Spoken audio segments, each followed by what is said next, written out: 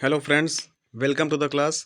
Friends, आज की class में हम William Shakespeare, William Wordsworth, John Milton और जॉन गॉल्सवर्दी इन चारों इंग्लिश लिटरेचर के महान कवियों की जीवनी, इनकी प्रमुख रचनाएं और इनसे संबंधित जो प्रश्न एग्जाम में आते हैं टीजीटी और पीजीटी में, उनसे संबंधी बात करेंगे। तो आपको धैर्य रखना है। ये एक मैराथन क्लास है जिसमें हम चारों महान कवियों की जीवनी और उनसे संबंधित रचनाओं और प्रश्नों का अध्ययन करेंगे। आइए प्रश्न की शुरुआत करते हैं। शेक्सपियर की जीवनी और अंग्रेजी साहित्य में उनका योगदान। और दोस्तों, इसको हम हिंदी भाषा में सरल भाषा में समझने का प्रयास करेंगे। यहाँ पर हम विलियम शेक्सपियर की जीवनी, उनके परिवार के बारे में जानेंगे, उनकी शिक्षा दीक्षा के बारे में जानेंगे, साथ ही साथ उनका जो साहित्य के प्रति योगदान था, उन्होंने कौन कौन सी रचनाएं लिखी, वो सारी चर्चा आज हम इस छोटी सी क्लास में करेंगे। पहले इन पर थोड़ा सा चर्चा कर लेते हैं विलियम शेक्सपियर जी के बारे में। दोस्तों, विलियम शेक्सपियर जो है पुनर्जागरण युग के सबसे महान अंग्रेजी कवि, अभिनेता और नाटककार थे। उन्हें व्यापक रूप से अंग्रेजी भाषा का सबसे बड़ा लेखक और दोस्तों दुनिया का सबसे बड़ा नाटककार माना जाता है। उन्होंने अपने पूरे करियर में 37 नाटक, ध्यान सुनिएगा, 37 नाटक लिखे थे और 154 सोनेट और साथ ही साथ 2 लंबी कथा कविताएं भी दोस्तों इन्होंने अपने जीवन काल में लिखी थी।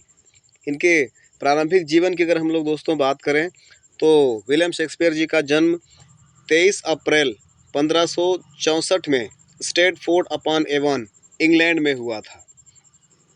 और हालांकि इसकी कोई आधिकारिक पुष्टि नहीं है, लेकिन फिर भी अगर हम बात करें तो विलियम शेक्सपियर का कोई आधिकारिक जन्म रिकॉर्ड तो मौजूद नहीं है। लेकिन दोस्तों, कई विद्वानों का मानना है कि उनका जन्म 23 अप्रैल 1564 को ही हुआ था। हालांकि 26 अप्रैल को बैप्टाइज किए गए थे वो, तो 3 दिन बाद, जन्म के 3 दिन बाद बैप्टाइज्ड किया जाता है, इसलिए 23 अप्रैल को हम लोग अनुमानतन माना जाता है। अच्छा, अब बात करते हैं थोड़ा सा उनके पिताजी के बारे में। तो उनके पिता जॉन शेक्सपियर एक एल्डरमैन और एक सफल ग्लोवर, ग्लोवर का मतलब होता है दोस्तों दस्ताना बनाने वाले थे। और उनकी माँ मैरी आर्डन एक धनी जमींदार परिवार से थी, जो कि वहीं आसपास के गांव से थी। उनके पिताजी की शादी वहीं पर हो गई थी। अब अगर हम उनके परिवार की बात करें तो विलियम शेक्सपियर की 2 बड़ी बहनें जॉन और जूडिथ और 3 छोटे भाई गिलबर्ट, रिचर्ड और एडमंड थे। ये तो हुए उनके परिवार के बारे में दोस्तों। अगर हम विलियम शेक्सपियर की शिक्षा दीक्षा के बारे में बात करें तो उन्होंने स्ट्रेटफोर्ड के किंग न्यू स्कूल में, स्ट्रेटफोर्ड के किंग न्यू स्कूल में शिक्षा प्राप्त की थी। और अगर जो किंग न्यू स्कूल था उनके घर से मात्र 400 मीटर की दूरी पर था, जहां पर उन्होंने शिक्षा ग्रहण किया था। और दोस्तों, 28 नवंबर 1582 को 18 साल की उम्र में उन्होंने 26 साल की एनी हैथवे से शादी की थी। ध्यान सुनिएगा, वो जब 18 साल के थे तब उन्होंने अपने से 8 वर्ष बड़ी महिला, जिनका नाम था एनी हैथवे, उनसे शादी की थी। और अगर उनके बच्चों की बात करें तो एनी हैथवे ने एक बेटा और एक बेटी को जन्म दिया था, जिसका नाम हैमनेट और जूडिथ रखा गया था। हैमनेट 11 वर्ष की आयु में अज्ञात कारणों से मृत्यु हो जाती है। और दोस्तों, बात करें शादी के 6 महीने बाद ही एनी ने एक छोटी बेटी सुजान को जन्म दिया। और 2 साल बाद एनी हैथवे ने एक बेटा और एक बेटी अर्थात जुड़वा बच्चों को जन्म दिया था, जिनका नाम था हैमनेट, जो कि लड़का था, और जूडिथ लड़की थी। मैंने बताया भी आपको, हैमनेट की 11 वर्ष की आयु में ही मृत्यु हो जाती है। हम उनके कब कैरियर की बात करें, ये उनका छोटा सा जीवन था। अब उनके कैरियर की बात करें दोस्तों, तो जो विलियम शेक्सपियर थे उन्होंने अपने कैरियर की शुरुआत 1592 में एक नाटककार और एक अभिनेता के रूप में किया था। इसके बाद 1593 में विलियम शेक्सपियर ने 2 कविताएं लिखी थी।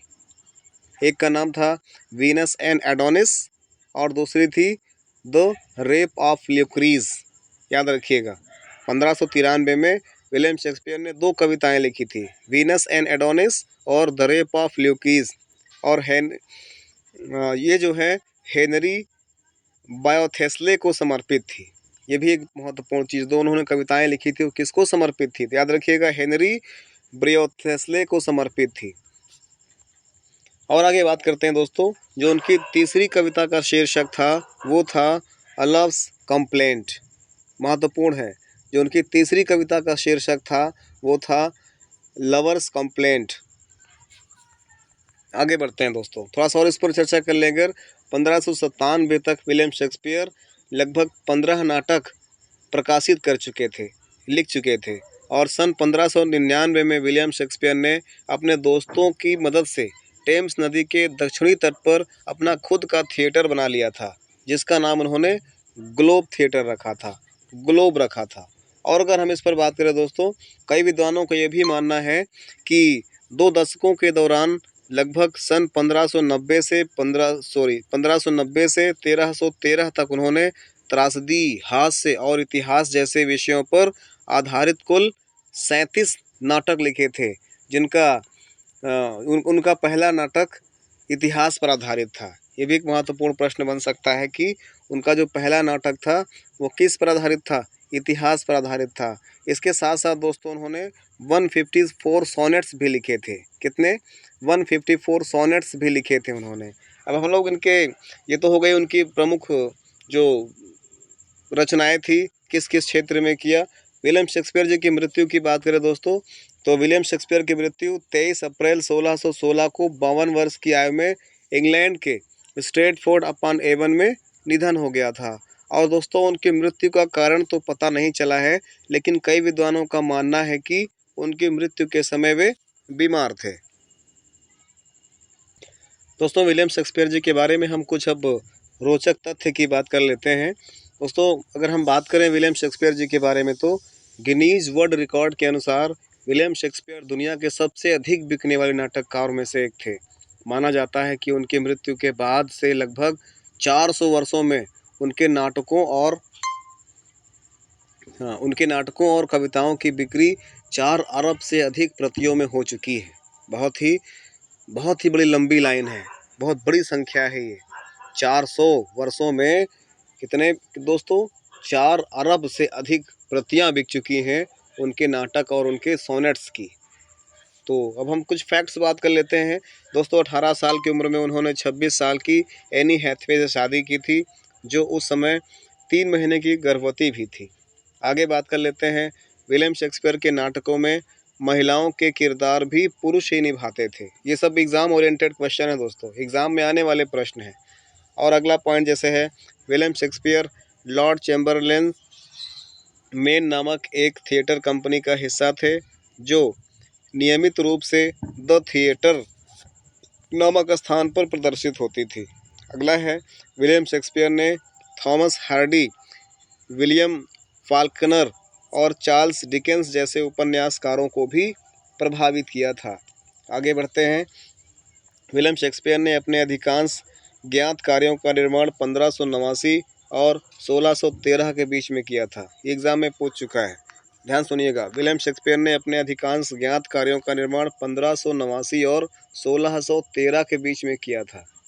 आगे बढ़ते हैं, इनके कार्यों की बात करें दोस्तों, इनके प्रमुख कार्य, तो उन्होंने दोस्तों विभिन्न प्रकार के नाटक लिखे, जिनमें से हम सभी को जो है 3 श्रेणियों में विभाजित कर सकते हैं। जैसे पहला हो जाएगा, उसको हम लोग ट्रेजेडी बोलते हैं, त्रासदी। कौन कौन से हैं इसमें से? जैसे हेमलेट, ओथेलो, किंग लियर और रोमियो एंड जूलियट सहित अन्य और भी हैं। तो इस प्रकार से ये त्रासदी मुख्य त्रासदी है या मुख्य ट्रेजेडी में आती हैं। इसके बाद अगर हम कॉमेडी की बात करें दोस्तों, तो कॉमेडी में जैसे 12th नाइट या 12वीं रात और द टैमिंग ऑफ श्रू आदि आदि, इस प्रकार से कई इनकी कॉमेडियाँ भी हैं। अगर ऐतिहासिक रचनाओं की बात करें दोस्तों, तो इन्होंने हेनरी 4 लिखा, हेनरी 5 लिखा और रिचर्ड 3 सहित इस प्रकार से अन्य कई भी ऐतिहासिक प्ले हैं उन्होंने जो जो विलियम शेक्सपियर जी ने लिखा था। अब आगे हम लोग विलियम शेक्सपियर जी के नाटकों की सूची देख लेते हैं, कौन कौन से इन्होंने नाटक लिखे थे। तो पहला है जैसे all is well that ends well, 1601 से 1605 के बीच में इसको लिखा गया था। दूसरा है एंटोनी एंड क्लियोपेट्रा, जो 1606 और 7 के बीच में लिखा गया था दोस्तों। अगला है एज यू लाइक इट, जो कि 1598 से 1600 के मध्य में कहीं लिखा गया है। उसी प्रकार से द कॉमेडी ऑफ एरर्स ये 1589 टू 1904 में लिखा गया है, 94 में लिखा गया है, अर्थात 1589 से 1594 के बीच में कहीं लिखा गया है। उसी प्रकार से कोरियोलोनस जो है ये लगभग 1608 में इसको नियर अबाउट मान सकते हैं। उसी प्रकार से कैम्बरलिन जो 1608 और 10 के बीच में लिखा गया है। उसी प्रकार से हैमलेट ये लगभग दोस्तों 1599 और 1601 के मध्य में लिखा गया है। हेनरी 4 पार्ट 1 लगभग 1596 और 97 में लिखा गया है। हेनरी 4 पार्ट 2 1597 और 98 के बीच में लिखा गया है। हेनरी 5 लगभग सी से होता है सरका, तो ये नियर अबाउट या सराउंडेड 1599 के आसपास लिखा गया है। हेनरी 6 पार्ट 1 1589 टू 92 के बीच में लिखा गया है। उसी प्रकार से हेनरी 6 पार्ट 2 1590 टू 92 के मध्य में लिखा गया है। उसी प्रकार से जैसे हेनरी 4 पार्ट 3 हेनरी 6 पार्ट 3 ये जो है 1590 और 93 के बीच में लिखा गया है। हेनरी 8 फर्स्ट प्रोड्यूस्ड 1613 में जो है हेनरी 8 पब्लिश किया गया था। और आगे है जैसे जूलियस सीजर ये फर्स्ट प्रोड्यूस था उनका, जो कि 1599 और 1600 के मध्य में लिखा गया था। उसी प्रकार से किंग जॉन ये जो है 1594 से 96 के मध्य में कहीं लिखा गया है। किंग लेयर 1604 और 6 के मध्य में लिखा गया है। लव्स लेवर लॉस्ट बिटवीन 1588 टू 1597 ये कहीं 1588 और 1597 के बीच में लिखा गया है। उसी प्रकार से दोस्तों बहुत ही महत्वपूर्ण प्ले है मैकबेथ। मैकबेथ जो है 1506 और 7 में लिखा गया है। मेजर फॉर मेजर ये सभी जो है रचनाएं बहुत ही महत्वपूर्ण हैं, इनको सबको एक बार पढ़ना चाहिए। प्रयास करेंगे हम भी कभी इसको पढ़ाने का एक एक करके। पहले इसको समरी तो जान लें, हिस्ट्री तो जान लें, इनका बायोग्राफी तो जान लें। तो क्या है मेजर फॉर मेजर ये जो है नियर अबाउट 1603 टू 4 में 1603 और 4 के बीच में कहीं लिखा गया है। उसी प्रकार से द मर्चेंट ऑफ वेनिस ये जो है 1596 और 97 के बीच में लिखा गया है। द मैरी वाइफ्स ऑफ विंडसन ये 1597 और 1601 के बीच में कहीं लिखा गया है। उसी प्रकार से अ मिडसमर नाइट ड्रीम ये 1595 और 96 के मध्य में लिखा गया है। दोस्तों इसको आप लोग नोट जरूर करिएगा, स्क्रीनशॉट ले लीजिएगा, आगे इसको आराम से बैठ करके नोट जरूर करिएगा। ये बहुत महत्वपूर्ण चीज़ें हैं। पूछ लेता है कि ये मिडसमर नाइट है, ये इस तरह से है, किस सन में इसको पब्लिश किया गया था नियर अबाउट, तो उसमें ऑप्शन दिया रहेगा, आपको टिक लगाना होता है। तो जैसे है मच एडो अबाउट नथिंग ये प्रॉब्ली संभवतः 1598 और 99 के मध्य में लिखा गया है। उसी प्रकार से जो एक ट्रेजेडी है ओथेलो जो है 1603 और 4 के मध्य में लिखा गया है दोस्तों। पेरिक्लीज ये लगभग 1606 और 8 के बीच में लिखा गया है। उसी प्रकार से रिचर्ड सेकंड ये 1595 टू 96 1596 और 97 के मध्य में लिखा गया है।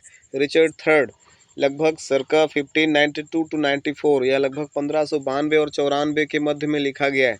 उसी प्रकार से रोमियो एंड जूलियट ये लगभग 1594 और 96 के मध्य में लिखा गया है। द टेमिंग ऑफ द श्रू ये बिटवीन 1590 टू 94 1590 और 94 के बीच में लिखा गया है। उसी प्रकार से द टेम्पेस्ट तूफान द टेम्पेस्ट ये जो है लगभग 1611 में लिखा गया है दोस्तों। आगे है टीमन ऑफ एथेंस ये बिटवीन 1605 टू 8 1605 और 8 के मध्य में इसको लिखा गया है। उसी प्रकार से टाइटस एडोनिकस ये है बिटवीन 1589 टू 92 ये लगभग 1589 और 92 के बीच में लिखा गया है। उसी प्रकार से ट्रोयलस एंड क्रेसिडा ये जो है 1601 और 1602 के मध्य में लिखा गया है दोस्तों। उसी प्रकार से ट्वेल्थ नाइट 12वीं रात ट्वेल्थ नाइट जो है ये एक प्रकार से ट्रेजिक कॉमेडी है, इसे कॉमेडी के श्रेणी में रखा गया है। यह लगभग 1600 और 1602 के मध्य में लिखी गई है। उसी प्रकार से the two gentleman of Verona ये प्रॉब्ली बिटवीन 1590 टू 94 1590 और 94 के बीच में लिखी गई है। उसी प्रकार से द टू नोबल किंग्समैन ये लगभग 1612 और 14 के बीच में लिखी गई है दोस्तों। उसी प्रकार से द विंटर्स टेल ये 1609 और 1611 के मध्य में लिखी गई है। तो ये उनकी रचनाएं थी।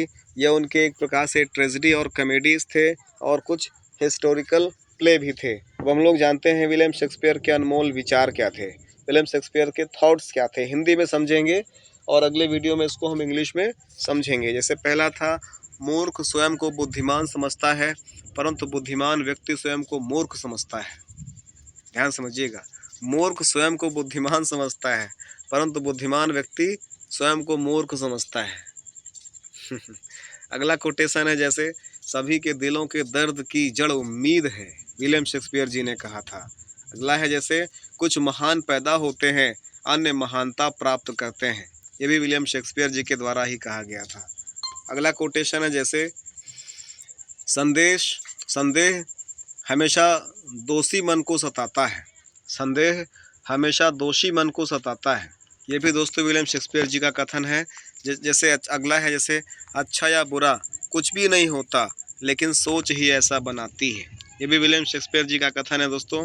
मामूली संदेह को बुद्धिमानों का प्रकाश स्तंभ कहा जाता है, मामूली संदेह को बुद्धिमानों का प्रकाश स्तंभ कहा जाता है, विलियम शेक्सपियर जी का कथन है। अगला है, शैतान अपने उद्देश्य के लिए पवित्र शास्त्र का हवाला दे सकता है, विलियम शेक्सपियर जी का कथन है। अगला है, शब्द आसान है हवा की तरह, वफादार दोस्त मुश्किल से मिलते हैं, ये भी विलियम शेक्सपियर जी का कथन है। और जैसे कोई भी प्रसिद्ध ईमानदार जितनी समृद्ध नहीं होता है, अर्थात कोई भी प्रसिद्धि ईमानदारी जितना समृद्धि नहीं होता है, अर्थात सबसे बड़ी समृद्धि, सबसे बड़ा धन अगर है तो वो है ईमानदारी, ये भी विलियम शेक्सपियर जी का कथन है। अगला है, जैसे मैंने समय बर्बाद किया और अब समय मुझे बर्बाद करता है।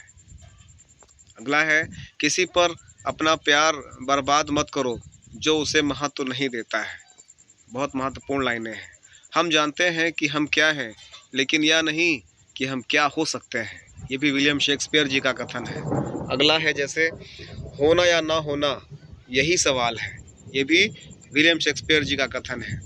वे प्यार नहीं करते जो अपना प्यार नहीं दिखाते, वे प्यार नहीं करते जो अपना प्यार नहीं दिखाते, ये भी विलियम शेक्सपियर जी का कथन है दोस्तों। तो इस प्रकार से ये कोटेशन हुए विलियम शेक्सपियर जी के द्वारा लिखे गए जो हमने अभी तक पढ़े। तो आई होप आपको वीडियो पसंद आया होगा।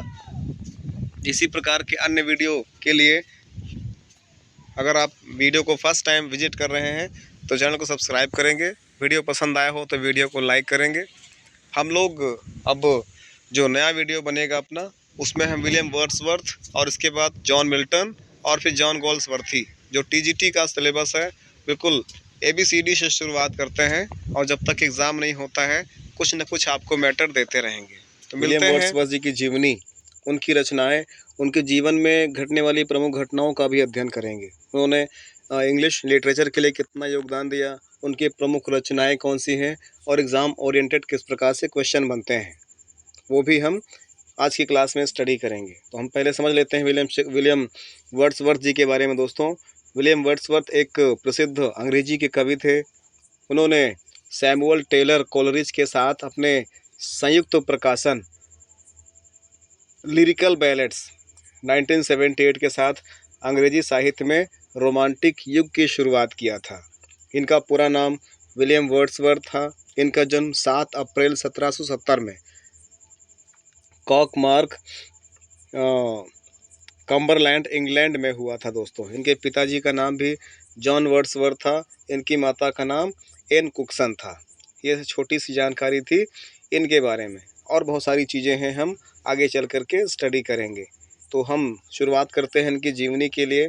तो इनका जन्म दोस्तों 7 अप्रैल 1770 में इंग्लैंड के कम्बरलैंड में हुआ था। इनके पिताजी का नाम जॉन वर्ड्सवर्थ था, जो कि एक वकील का काम करते थे, और वर्ड्सवर्थ के पिता लॉसलेट के प्रथम अर्ल जेम्स लोथल के कानूनी प्रतिनिधि भी थे, अर्थात उनके कानूनी सलाहकार भी थे। और इसके बाद वह अपने माताजी की 5वीं संतान थे, अर्थात वह 5 संतानों में से 5वें नंबर पर थे। और उनकी एक बहन भी थी जिसका नाम था डोरोथी वर्ड्सवर्थ, जो कि एक डायरी और कवि भी थी, अर्थात डायरी लेखक और कवि भी थी। आगे बात कर दे दोस्तों, तो इनके भाई बहनों की बात करें तो इनके 3 अन्य भाई बहन थे। रिचर्ड सबसे बड़े थे जो कि एक वकील थे। जॉन डोरोथी के बाद पैदा हुए थे जो कि, और उनकी मृत्यु 1805 में हो गई थी। ठीक है ना। आगे बढ़ते हैं। अगले इनके भाई थे क्रिस्टोफर, जो सबसे कम उम्र के थे, जिन्होंने चर्च में प्रवेश किया और कैम्ब्रिज के ट्रिनिटी कॉलेज के मास्टर बन गए थे। आगे बढ़ते हैं। जब वे 7 वर्ष के थे तब उनकी माता का देहांत हो गया था, और जब वे 13 वर्ष के थे तब उनके पिता की भी मृत्यु हो गई थी। और उन्होंने लेक डिस्ट्रिक्ट के केंद्र में एक गांव जिसका नाम है हॉक्सहेड में व्याकरण स्कूल में पढ़ाई की थी। और हॉक्सहेड में वर्ड्सवर्थ ने क्लासिक्स, साहित्य, गणित में उत्कृष्ट शिक्षा प्राप्त की थी। 1787 में विलियम वर्ड्सवर्थ ने अपने चाचाओं के मदद से कैम्ब्रिज के सेंट जॉन कॉलेज में अपनी पढ़ाई पूरी की थी, और उन्होंने 1791 में बीए की डिग्री प्राप्त की थी। इसके बाद वर्ड्सवर्थ ने 1790 में फ्रांस की क्रांति के बीच में फ्रांस का दौरा किया, और अगले साल फ्रांस की वापस यात्रा भी की, अर्थात वहाँ से लौट भी आए। और उन्होंने एनेट वालोन, याद रखिएगा, एनेट वालोन से उनको प्यार हो गया था, और जो कि गर्भवती हो गई थी, और जिन्होंने 1792 में एक बेटी कैरोलिन को जन्म दिया था, अर्थात इनकी पहली बेटी थी कैरोलिन। आगे बढ़ते हैं। 1793 में उन्होंने अपनी पहली पुस्तक an evening of and descriptive sketch, याद रखिएगा, इसलिए मैंने उसको रेड से बोल्ड और अंडरलाइन भी कर दिया है, इसलिए आपको ये क्लियर रहे। तो 1793 में उन्होंने अपनी पहली पुस्तक an evening walk and descriptive sketch प्रकाशित किया था। फिर इसके बाद दोस्तों 1795 में वर्ड्सवर्थ सैमुअल टेलर कॉलरिज से मिले थे। दोनों अच्छे दोस्त बन गए थे, और साथ में लिरिकल बैलेट्स 1798 में काम किया था, अर्थात 1798 में वो दोनों आपस में दोस्त बन गए थे। कॉलरिज, सैमुअल टेलर कॉलरिज और विलियम वर्ड्सवर्थ, इन दोनों ने मिल करके लिरिकल बैलेट्स पर साथ में काम किया था। इसके बाद दोस्तों 1802 में वर्ड्सवर्थ ने अपनी बहन की दोस्त मैरी हैचिंसन से शादी कर ली थी। अर्थात हम बात करें अगर सबसे पहले, तो उन्होंने शादी की थी एनेट वालोन से। ये क्या है, एनेट वालोन से शादी की थी दोस्तों। इसके बाद फिर उनकी मृत्यु हो जाती है। उनकी मृत्यु के बाद उन्होंने 1802 में वर्ड्सवर्थ ने अपनी बहन के दोस्त मैरी हचिंसन से शादी की थी। इसके बाद उनके 5 बच्चे थे, जिनका नाम यहाँ पर हम लोग देख लेते हैं। एक John Wordsworth, Dory Wordsworth, Thomas Wordsworth, Catherine Wordsworth और विली वर्ड्सवर्थ, ये उनके 5 बच्चे थे दोस्तों। आगे है, दुर्भाग्य से वर्ड्सवर्थ के 2 छोटे बच्चे एक ही वर्ष में मृत्यु हो जाती है उनकी, और 6 वर्षीय थॉमस, जिसमें से 6 वर्षीय थॉमस थे और 3 वर्षीय कैथरीन, इन 2 बच्चों के एक ही वर्ष के अंतराल में ही मृत्यु हो जाती है। अब हम लोग बात कर लेते हैं विलियम वर्ड्सवर्थ की मृत्यु के विषय में। तो दोस्तों 23 अप्रैल 1850 को विलियम वर्ड्सवर्थ की इंग्लैंड के वेस्टमोरलैंड के राइडल माउंट में अपने निवास पर जिसका नाम है फुफ्फुस से मृत्यु हो गई थी। फुफ्फुस से मृत्यु हो गई थी। आगे बढ़ते हैं। उन्हें ग्राम मेरे के सेंट ओसवाल्ड चर्च में दफनाया गया था। अब पूछ सकता है एग्जाम में कि विलियम वर्ड्सवर्थ को कहाँ पर दफनाया गया था दोस्तों, तो ग्राम मेरे के सेंट ओसवर्ड चर्च में उनको दफनाया गया था। ठीक है ना। आगे बढ़ते हैं। तो आगे बढ़ने से पहले एक बार हम लोग इससे फिर चर्चा कर लेते हैं। इनकी मृत्यु के विषय पर अगर हम लोग कहें दोस्तों, तो याद रखिएगा 23 अप्रैल 1850 को विलियम वर्ड्सवर्थ की मृत्यु हुई थी। कहाँ पर हुई थी, इंग्लैंड के वेस्टमोरलैंड के राइडल माउंट स्थान पर हुई थी। कहाँ पर, यही उनका निवास स्थान था, इंग्लैंड के वेस्टमोरलैंड के राइडल माउंट में। ठीक है ना। हाँ, इंग्लैंड का वेस्टमोरलैंड एक स्थान हो गया, वहाँ पर राइडल माउंट छोटा सा स्थान हो गया, वहाँ पर उनकी मृत्यु हुई थी। पूछ ले कि विलियम वर्ड्सवर्थ की मृत्यु कौन से रोग से हुई थी? फुफ्फुस रोग से हुई थी। फुफ्फुस रोग क्या है? एक प्रकार का ये फेफड़ों में होने वाला रोग है, जिससे कैंसर भी हो सकता है। तो इस प्रकार का रोग है, उनसे उनकी मृत्यु हुई थी। आगे बढ़ते हैं दोस्तों। इनकी प्रमुख रचनाओं की बात करें अगर, तो जैसे साइमन ली, और है वी आर सेवन, फिर है लाइन्स रिटर्न एन अर्ली प्रिंसिंग, अगला है lines composed a flu miles अब टिंटन एबे के नाम से इसको भी जानते हैं हम। फिर है गीतात्मक गाथा गीत की प्रस्तावना, इंग्लिश में हम लोग इसको समझ लेंगे बाद में, फिर से आज हिंदी में है तो सारी चीज़ें हिंदी में होना चाहिए। इसके बाद है ओड टू ड्यूटी, ये उन्होंने 1807 में लिखी थी। फिर आता है द सोलिटरी रीपर, फिर उन्होंने लिखा था London 1802, the world is too much with us, my heart प्लीज up, my heart leaps up. फिर है डैफोडिल्स, बहुत महत्वपूर्ण पोएम थी इनकी डैफोडिल्स।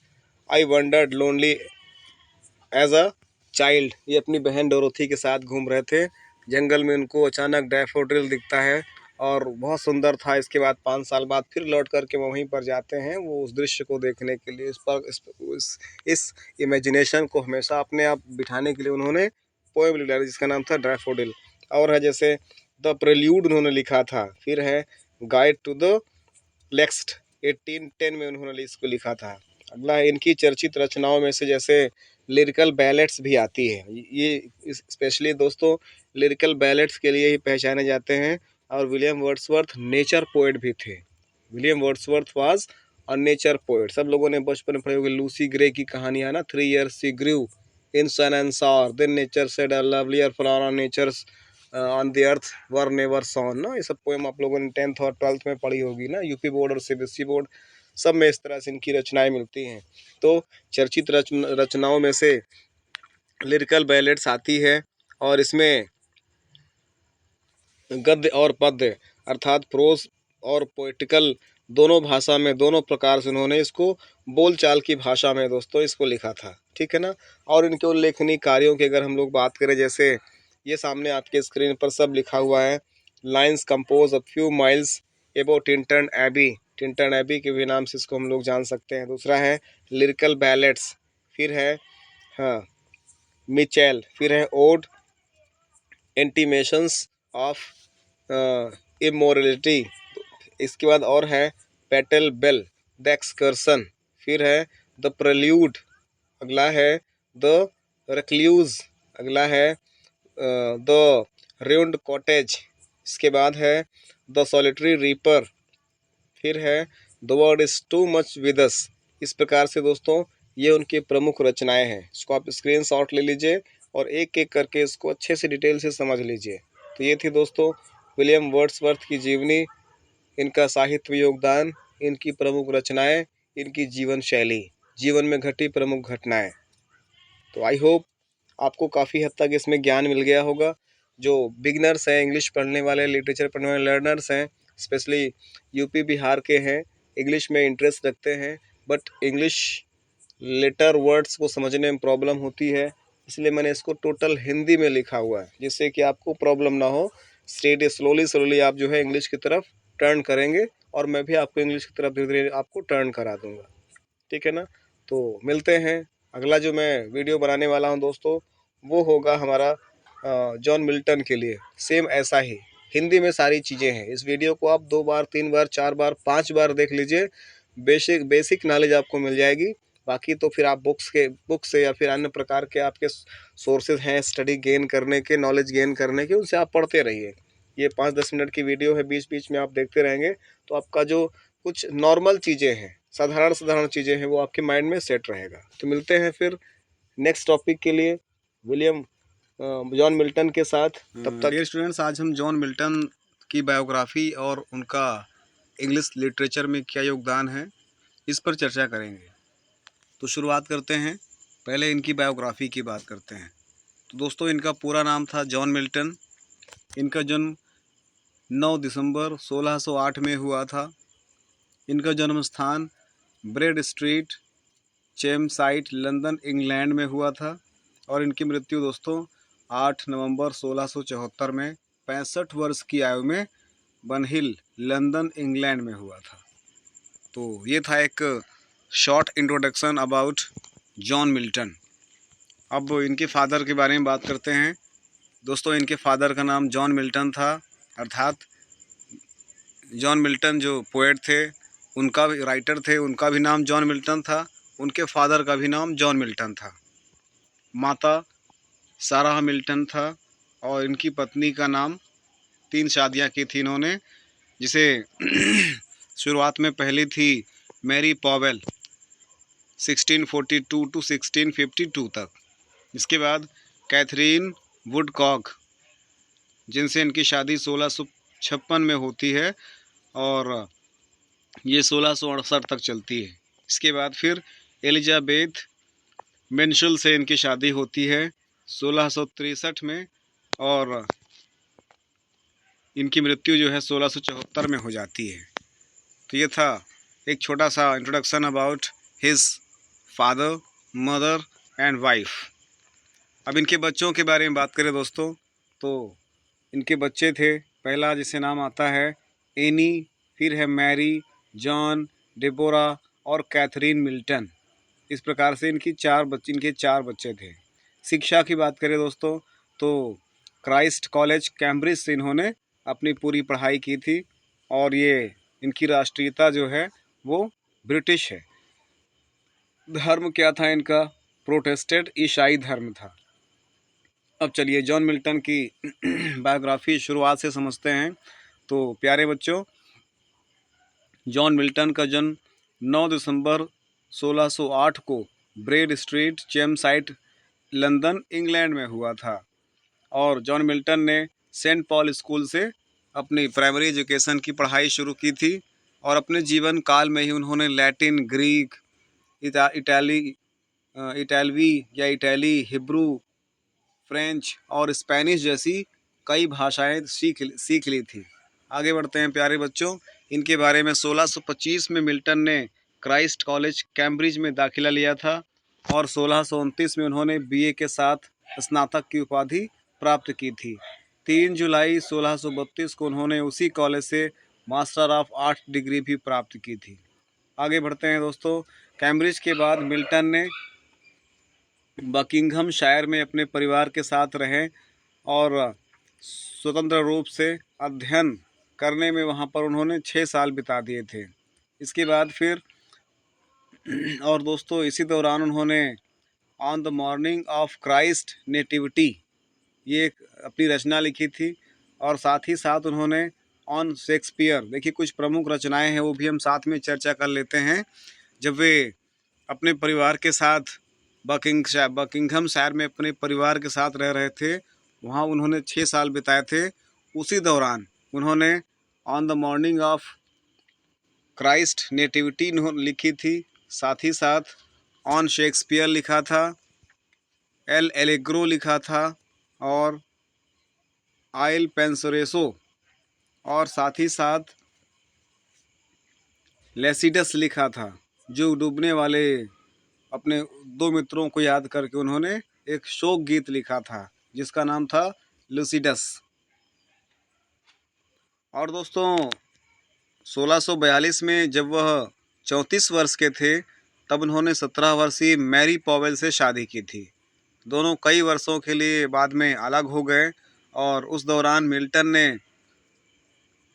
तलाक की उपलब्धता की वकालत करने वाले प्रकाशकों का एक श्रृंखला जिसका नाम था द डाइवोर्स ट्रैक्ट्स लिखी थी। महत्वपूर्ण है, याद रखिएगा, द डिवोर्स ट्रैक्ट्स लिखी थी। 1652 में मैरी की मृत्यु से पहले दंपति फिर से मिले और मैरी ने 4 बच्चों को जन्म दिया था। इसके बाद दोस्तों 1656 में उन्होंने कैथरीन वुडकॉक से शादी की थी, लेकिन 1658 में उसकी भी मृत्यु हो जाती है। 1659 के अंत में चार्ल्स प्रथम के पतन और राष्ट्रमंडल के उदय में उनकी भूमिका के कारण मिल्टन को जेल जाना पड़ा और उन्हें जल्द ही वहां से रिहा भी कर दिया गया। शायद शक्तिशाली समर्थकों के प्रभाव के कारण उनको वहाँ से रिहा कर दिया गया। जेल से रिहा होने के बाद मिल्टन ने एलिजाबेथ मिन्सुल से शादी की थी। 1667 में उन्होंने पैराडाइज लॉस्ट को 10 खंडों में प्रकाशित किया था, जो कि सबसे महत्वपूर्ण रचनाओं में से एक है उनकी। और दोस्तों, इसे उनकी सबसे बड़ी कृति और अंग्रेजी में लिखी गई सबसे बड़े महाकाव्य के रूप में जाना जाता है। पैराडाइज लॉस्ट का एक संशोधित 12 खंड संस्करण 1674 में पुनः प्रकाशित किया गया था।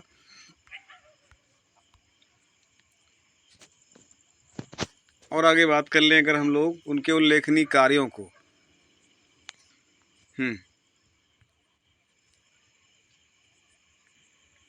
जॉन मिल्टन का 65 वर्ष की आयु में नवंबर 1674 में इंग्लैंड में निधन भी हो गया था। अगर हम उनकी प्रमुख रचनाओं की बात करें, उनके प्रमुख उल्लेखनीय कार्यों की बात करें, तो पहला नाम आता है अ ट्रेटिस ऑन क्रिश्चियन डॉक्ट्रिन। इसके बाद है एरोपोक्सिया, फिर है आर्टिस लॉजिसी, फिर है कोमस defence of the English people against Salmasius, फिर है doctrine and discipline of divorce.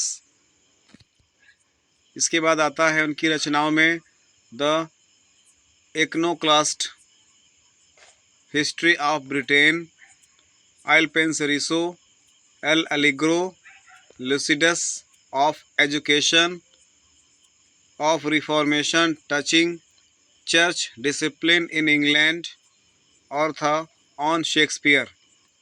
आगे नंबर आता है on the 5th of November, on the morning of Christ nativity, paradise lost, paradise regained, Samson agonist. और इसके बाद दोस्तों और कई रचनाएं थी, जिसमें जैसे एक और आता है cry of the king's blood, और एक है the tenure of kings and magistrates. तो इस प्रकार से ये उनकी रचनाएं हो गई, और ये था जॉन मिल्टन का संक्षिप्त जीवन परिचय और इंग्लिश लिटरेचर में उनके प्रमुख योगदान। तो मिलते हैं में हम जॉन गॉल्सवर्थी, उनकी जीवनी और उनकी रचनाओं की बात करते हैं। तो शुरुआत करते हैं दोस्तों, जॉन गॉल्सवर्थी के जन्म से शुरुआत करते हैं। इनका जन्म 14 अगस्त सन 1867 को किंगस्टन अपॉन थेम्स, जो कि इंग्लैंड में है, वहाँ सूरी नामक स्थान पर हुआ था। एक बार मैं रिपीट करता हूँ, जॉन गॉल्सवर्थी का जन्म 14 अगस्त सन 1867 को Kingston upon Thames, Suri, England में हुआ था। और आपका जन्म एक समृद्ध परिवार में हुआ था, एक अच्छे पैसे वाले परिवार में आपका जन्म हुआ था। आपके पिताजी का नाम जॉन और माताजी का नाम ब्लैंची बैली था। याद रखिएगा, पिताजी का नाम जॉन गॉल्सवर्दी और माताजी का नाम ब्लैंची बैली गॉल्सवर्दी था। और आपका जन्म जिस घर में हुआ था, उस घर को पारखस्ट के नाम से जाना जाता है, लेकिन अब इसे गॉल्सवर्दी के हाउस के नाम से जाना जाता है। आपकी शिक्षा दीक्षा की बात करें तो आपकी शिक्षा प्रारंभ में हारो कॉलेज से होती है, और इसके बाद आपने न्यू ऑक्सफोर्ड से डिग्री प्राप्त की थी। आपने 1889 में सम्मान के साथ कानून की डिग्री प्राप्त की थी। आपने बैरिस्टर की ट्रेनिंग भी ली थी, और 1889 में द बार कहलाए थे। याद रखिएगा, द बार से कौन जाने जाते हैं? जॉन गॉल्सवर्दी जाने जाते हैं। इसके बाद आप कानून का अभ्यास करने के बजाय अपने पारिवारिक व्यापार को ही आगे बढ़ाया। आपके पिताजी का जहाज में व्यवसाय था, आप भी उसी में लग गए, और वहाँ पर आपने समय देना शुरू कर दिया था। 1891 से 93 के बीच आप दुनिया के भ्रमण पर निकले, जहाँ पर आपकी मुलाकात जोसेफ कॉर्नेट से होती है। और 1895 में आपका प्रेम प्रसंग एडा नेमसिस पर्सन पियर्सन कूपर से हुआ। फिर से एक बार रिपीट करता हूँ, 1895 में आपका प्रेम प्रसंग एडा नेमेसिस पियर्सन कूपर के साथ हुआ, और जो कि आपके चचेरे भाई मेजर आर्थर गॉल्सवर्दी की पत्नी थी। और आपकी लवर ने जब तलाक ले लिया तो इसके बाद आप दोनों ने 23 सितंबर 1905 को शादी कर ली थी। आगे बढ़ते हैं दोस्तों, इनके बारे में जानते हैं। 1895 में ही आपने लेखक के रूप में अपने करियर की शुरुआत की है, और 1912 में आपने स्लॉटर हाउस, जिसे हिंदी में बूचड़ खाना कहते हैं, वहाँ का आपने दौरा किया, और जहाँ पर आपने मासूम जानवरों के अमानवीय तरीकों से वध किए जाने का रिपोर्ट भी किया था।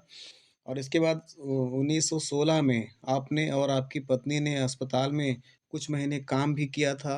आपकी पहली प्रकाशित लेख फ्रॉम द फोर विंड्स थी। ध्यान सुनिएगा, जॉन गॉल्सवर्दी की जो पहली प्रकाशित लेख थी उसका नाम था फ्रॉम द फोर विंड्स, जो कि 4 कविताओं का संग्रह थी, जिसे 1897 में आपने प्रकाशित करवाया था। यह लेख आपके उपनाम जॉन सिन जॉन से लिखी गई थी। याद रखिएगा, शुरुआत में जॉन गॉल्सवर्दी जब रचनाएं लिखते थे तो उसमें अपना ओरिजिनल नाम ना दे करके निक नेम लिखते थे। निक नेम क्या रखते थे? जॉन सिन जॉन रखते थे। लेकिन बाद में 1904 में आपकी द आइलैंड फरसीस प्रकाशित हुई, जो कि आपने अपने खुद के ओरिजिनल नेम जॉन गॉल्सवर्दी के नाम से इसको प्रकाशित किया था। आपने अपने उपनाम से एक और लेख लिखा था, जो था जॉसलिन, और यह एक पूर्ण नॉवेल था। बाद में आपने इसे अपना लेख मानने से ही इनकार कर दिया था। 1919 में आपने किंग्सफूड में का ऑफर 1919 में आपने किंग्सफूड का ऑफर, जो कि प्रधानमंत्री डेविड लॉयड जॉर्ज द्वारा नामित किया गया था, आपने उस पुरस्कार को लेने से इनकार कर दिया था, ठुकरा दिया था। और 1919 में ही आप NEP क्लब अर्थात निप क्लब, जो कि अंतर्राष्ट्रीय स्टार पर कविताओं, लेखकों, निबंधकारों और उपन्यासकारों का प्रतिनिधित्व करती थी, उसके आप प्रेसिडेंट चुने गए। 1929 में आपको ऑर्डर ऑफ मेरिट से नवाजा गया था। 1930 में कैम्ब्रिज और शेफील्ड विश्वविद्यालय द्वारा डी लिट की उपाधि आपको प्रदान की जाती है। 1931 में आपको ऑक्सफोर्ड और प्रिंसटन विश्वविद्यालय आपको ऑनरेरी डॉक्टर्स की उपाधि प्रदान करता है, और इसी वर्ष आपको ऑक्सफोर्ड में भी रोमांस लेक्चरर के रूप में नियुक्त किया जाता है। इसके बाद आपने 1932 में महान कार्य द फॉसिटी सागा, याद रखिएगा, द फॉसिटी सागा के लिए आपको एक पुरस्कार मिलता है, अर्थात नोबेल पुरस्कार से सम्मानित किया जाता है, और जिसे आपने पेन क्लब को दान में दे दिया था। महत्वपूर्ण लाइन थी, इसको ध्यान सुनिएगा, एक बार मैं रिपीट करता हूँ। आपने 1932 में आपके महान कार्य के लिए, जिसका नाम था द फॉसिटी सागा के लिए नोबेल पुरस्कार दिया गया, जिसे आपने जिसे आपने पेन क्लब को दान में दे दिया था। आप उस समय इतने बीमार थे कि नोबेल पुरस्कार समारोह में हिस्सा भी नहीं ले पाए थे, और कुछ ही महीनों बाद आपका देहांत 31 जनवरी 1933 को ग्रो लॉज हैम्पस्टीड लंदन में हो गया था, जो कि आपका अपना खुद का घर था। तो द फॉर्सिटी सागा में आपने मध्यम वर्गीय विक्टोरियन समाज का वर्णन किया हुआ है, और आपको ब्रेन ट्यूमर था। आपका पहला नॉवेल द सिल्वर बॉक्स, जो कि 1906 में प्रकाशित हुआ था, जिसमें आपने धनी घर के चोर द्वारा वेश्या का पर्स चुराने और एक गरीब चोर द्वारा धनी घर का चांदी की सिगरेट का डिब्बा चुराने की कहानी का वर्णन किया हुआ है। 1919 में आपका उपन्यास स्ट्राइफ, और 1920 में द स्किन गेम भी फेमस हुआ था। तो इस प्रकार से ये कुछ प्रमुख रचनाएं थी, और ये रहा जॉन गॉल्सवर्दी का जीवन परिचय। तो मिलते हैं कुछ अन्य लेखकों के साथ, उनकी जीवन परिचय और उनकी रचनाओं के साथ। तब तक के लिए thanks for watching the video. जय हिंद, वंदे मातरम।